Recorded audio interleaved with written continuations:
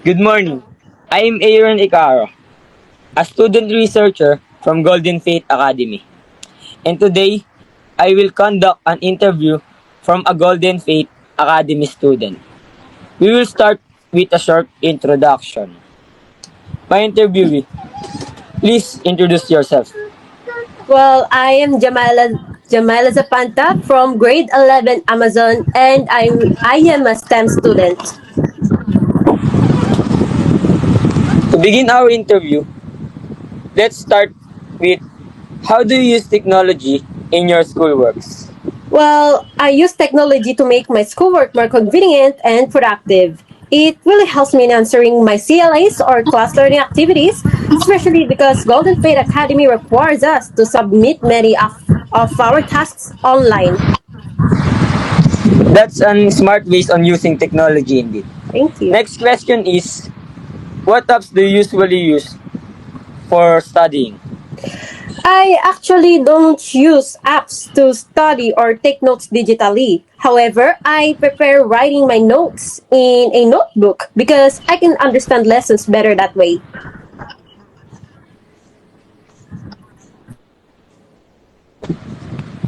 Okay, okay.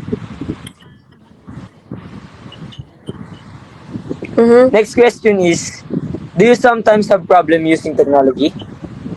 Well, yes, sometimes because since technology depends on electricity and internet, I experience problems whenever the connection is slow or when power is cut off, especially during typhoons here in the Philippines. Mm. Next is, does technology helps you learn better? Oh, yes, it does. Because technology makes learning easier because I can quickly find information and submit requirements faster and even review lessons with the help of online materials. Mm. Yes. Oh, technology really is a powerful tool for learning. And lastly, for our interview question, what advice can you give to students about using technology in school? Well, my advice is to use technology responsibly, effectively, and appropriately. It's a big help for schoolwork, but we should avoid distractions and also balance it with traditional study habits like reading books or writing notes. That's all. Thank you. That's a good answer. And that concludes our interview. Thank you for your answers, and it will really help us on our research. And sharing your time and insight with me, I really appreciate it. And I believe your responses will be very useful for us, and it will really help a lot on our study. That's all. Thank you. Thank you too. Good afternoon. I am Nano John Mark from Group 2 Grade 11 Amazon, and I'm here to ask some question to my interviewee that is related to our topic, exploring the experience of grade 11 STEM students in GFA on the use of digital technology in their studies. And I will ask my interviewee 3 questions that focus to the topic. Before I ask my interviewee some question, let my interviewee first introduce himself by stating his name, what grade level he was, and what is his section in here in GFA. Good afternoon. Before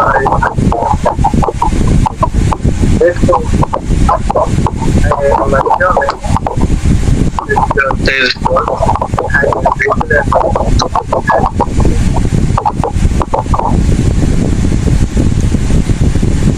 Now my interviewee introduced herself and I also introduce myself. I'm about to ask some question and my first question is, how do you use technology in your schoolwork? And before you answer, you must use English words but you can add some Tagalog words if you want. Thank you for the question. I am using technology for researching, finding,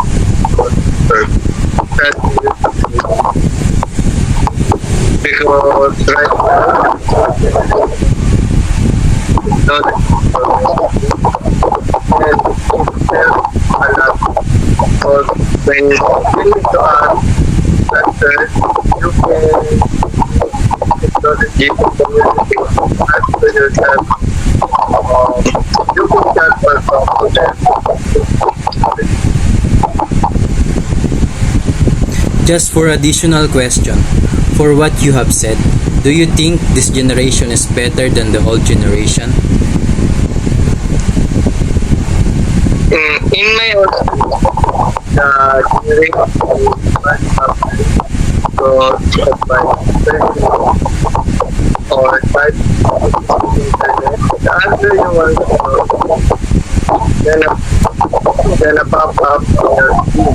But I think better is the old generation better because in the old generation there are more like right. And the new generation for high tech, that's why very good. That's it. But I am not interested that there is technology but for school.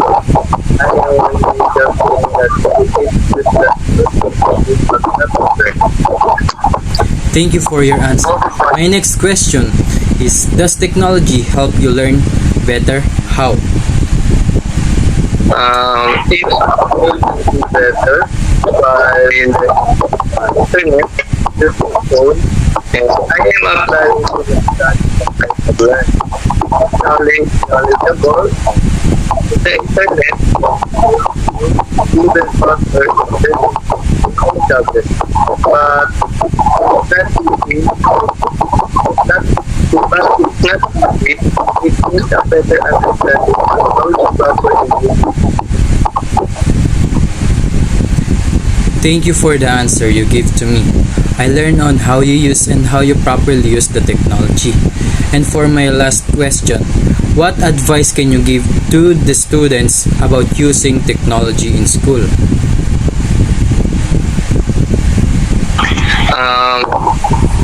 My advice to all of the students is that first is that to understand just by adapting. What you can also have the knowledge of the use properly on your course. The technology for us to learn, for us to see the best of ourselves. Technology is the one that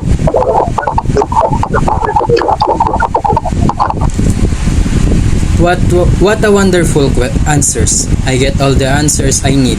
Thank you for answering properly and giving a clear and a good answer. I hope that this answer can help others on how to properly use the internet on your school works. Good evening, I'm Erskine Dane Santos and I'm here to interview you. Can you kindly introduce yourself? I am David Isapais, and 6 years old. 11 Salesforce. Yes. I have five questions to ask you, and my first question is, how often do you use technology for your academic studies? I think almost every day, especially when I'm doing my CLAs. Okay. Do you believe technology makes learning course material easier or harder for you? Easier, especially. It makes my CLAs more faster. I can just search online and find the sources I need. To what extent does technology distract you from focusing in your studies? Sometimes when I open up my notification and just got lost and just start scrolling, stop up. Okay. How much do digital resources like online videos, ebooks, research databases help improve your academic performance? They help a lot because I understand better through online videos and online. Okay. Better research and information gathering skills. Yes, it helped me learn how to find reliable sources and summarize information properly. Thank Yes. you. Thank you for participating in our interview. Nice. Good evening, I'm Rustin Dane Santos, and I'm here to interview. Can you kindly introduce yourself? I am Darius Binemil, STEM from 11 Apple, 15 years old. Okay, I have 5 questions. Can you answer all of them honestly? And my first question is, how often do you use technology, like laptop, smartphone, or education apps for your academic studies? I use technologies more often because I use it for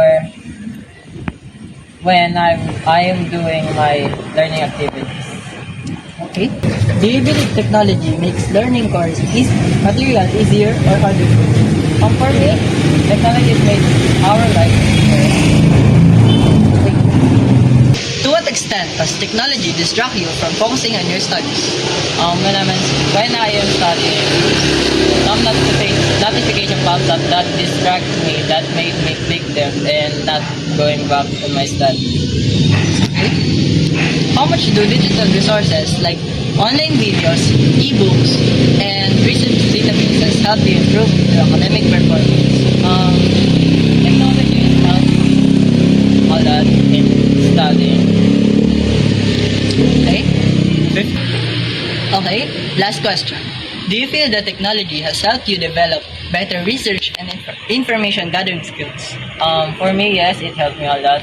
Like teaching me how to use the search engines that can help me search up things when I don't know something. Okay, thank you for your honesty and thank you for participating in our interview. Okay. Go. Hello, Corsino. Before we start our interview, can you please introduce yourself? I am Gianna Corsino, 11 Cisco ABM. So, for the first question, does technology provide equal access to learning resources for all students, regardless of their background or abilities? While technology has the potential to create a more inclusive and accessible learning environment, in reality, it does not provide equal access for all students. Many students from low-income families, rural areas, or underserved communities often lack reliable internet access, updated devices, or a quiet, safe place to study. These digital divides can significantly limit their ability to benefit from online resources. For the second question, what are the most significant advantages and disadvantages of using technology in Um, online learning? One of the most significant advantage of technology in online learning is its flexibility. Students can learn at their own pace, review materials as needed, and access a wide range of resources anytime and anywhere. Number three, what are specific digital skills do you think are essential for success in today's To academic succeed in environment? today's increasingly is digital academic environment. Students need a variety of digital skills. First and foremost is information literacy and the ability to find and evaluate and use information from online resources.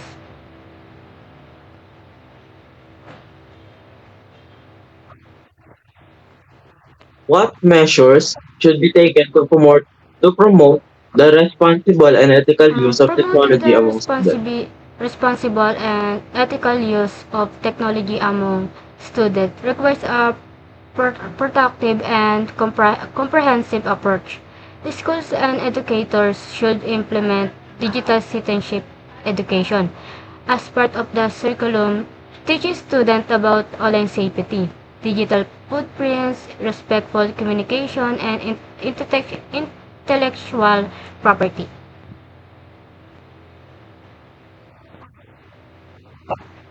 For the last question, are there any potential risks or challenges associated with the increasing Yes, integration of there are technology in several education? potential risks and challenges that come with the growing integration of technology in education. One major concern is the risk of widening the digital divide. Students will have access to devices, internet, or tech support may fall behind their more privileged peers.